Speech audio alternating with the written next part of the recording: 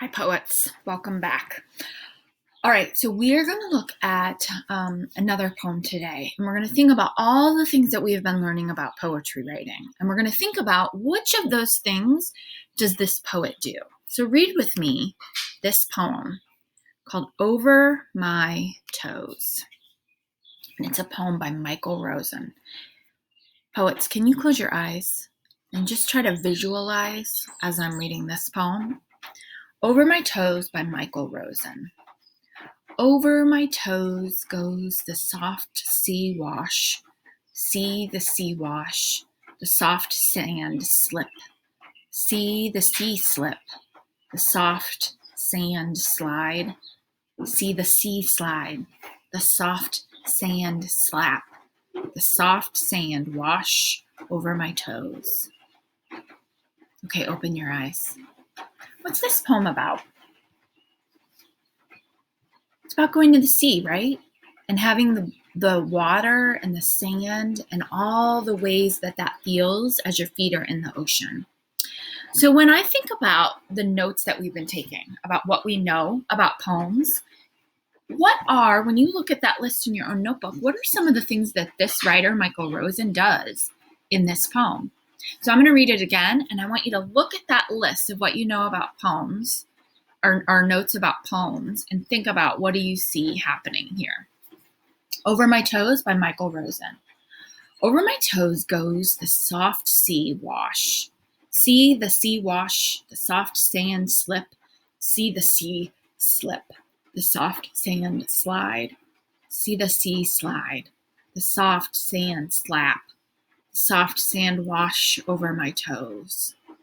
You know what, writers? The second time that I read it, I was really imagining the way that waves come in and out of the ocean. That's what that was the picture I had in my mind. What was the picture you had in your mind? Probably something similar, right? And so when we think about this poem, what are some of the things that this writer did? Well, we know, like we just talked about, that poems have sensory details. So we could feel the slide and the slip, right? That's a really nice sensory details. And the soft sand and the soft sand slapping, so we could hear some things too. We know too that there is repetition at the beginning sounds. We call that alliteration. And we heard lots of alliteration with the soft and the sand and the slip, that S sound. Even a little bit with the wash too.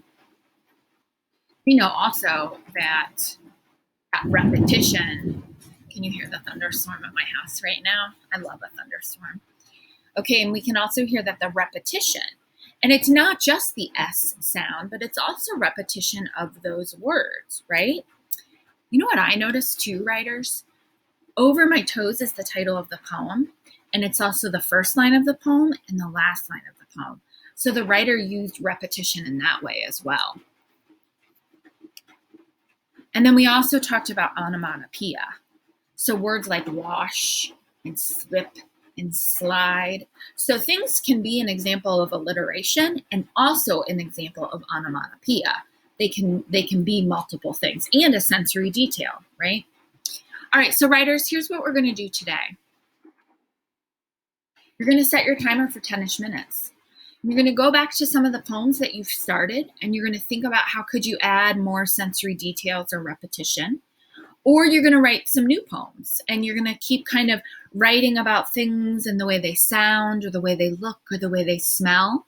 And you're going to try, writers, to write for the whole 10 minutes. And you might work on one poem for that whole 10 minutes, or you might write 2 or 3 poems in that 10 minutes.